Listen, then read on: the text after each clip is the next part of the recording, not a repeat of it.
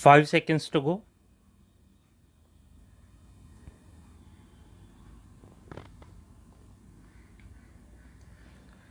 Start. This is the third meeting of the Central Advisory Board of Education since India attained her independence.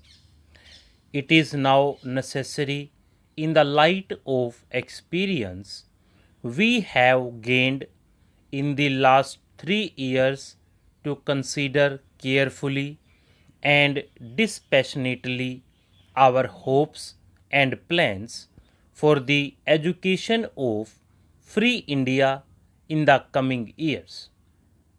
It was but natural that after the attainment of freedom, we should have considered ambitious programs for the expansion of our national education. This was necessary as education is one of the most important of our nation building activities. We had also to make special efforts to wipe out the deficiency in education created by over 100 years of foreign rule. It was in this spirit that the Ministry of Education prepared a program of work for the next 10 years.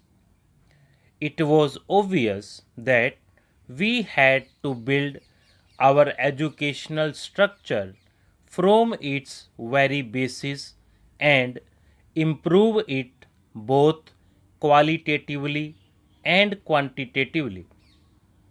The number of our literates was and is lamentably low. Even the literacy that is imparted is not of the highest quality. In view of the demand for an all round expansion and improvement, it became necessary to fix an order of priorities so that our limited resources were not frittered away in attempting too many things simultaneously. You will remember that it was with this object in view that the Ministry of Education, with your general support, proposed that our immediate objectives should be four, namely: 1. The provision of basic education on a universal, free, and compulsory basis for all our school going children. 2. The provision of adult education in order to wipe out the colossal illiteracy of our masses. 3. Improvement and expansion of technical education in order to solve the problem of manpower for industrial and technical development. And 4. The reorganization and improvement of university education from a national point of view. The post war development plan laid down that it would take 40 years to implement a scheme of basic education and cost the nation a sum of rupees 8,000 crore at the rate of about rupees 200 crore a year. You will remember that after the attainment of independence, we all felt that the period was too long and exigencies of our national economy demanded a reduction in the cost. We realized that lack of finance was not the only obstacle in our way. You considered these reports last year's and generally approved of the recommendations.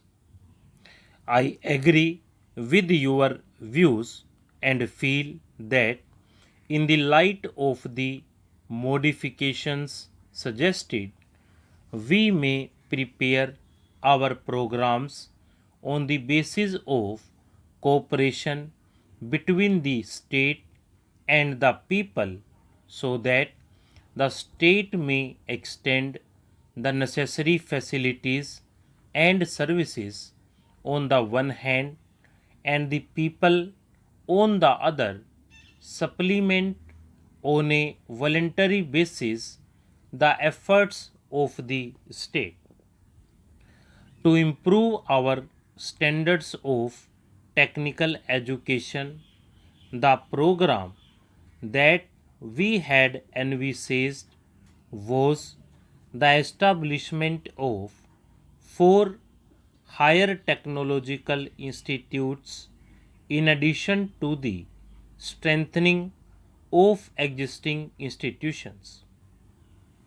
Considerations of finance did not permit us to start with all the four, but we thought that at least a beginning should be made. The Eastern Higher Technological Institute near Calcutta was taken in hand, though even waiting for the construction of all the necessary buildings. The scheme is in progress, and I hope that the next academic year will see the first batch of teachers and students working in this institute. Simultaneously, it has been our aim to strengthen the existing institutions by improving their quality and increasing their capacity. In the field of university education, the Indian University Education Commission, under the chairmanship of Professor Radhakrishnan, was asked to submit its report within 9 months. You will be glad to know that it has already done so. The report is before you, and one of the main functions of this meeting of the board will be to consider the recommendations of the commission. I have even, at the risk of some repetition, recapitulated these points so that we may be in a position to judge where we are. You will appreciate that, so far as planning is concerned, the ministry is ready with its program in all the four fields mentioned by me. I would therefore like to draw your attention to the obstacle which stands in the way of their immediate implementation. You will remember that in 1947 the problem of refugees from Western Pakistan absorbed almost all the energy and a major portion of the finances of the nation. There was therefore no hope of adequate funds being available for educational expansion in the immediate future. But in spite of these difficulties, the budget for 1998-99 saw an increase in provision for education. During 1998-99, our scheme for educational reconstruction reached a suitable stage for implementation. It was my hope that the 1999-2000 budget would enable us to make a beginning with the program for the same now. Stop.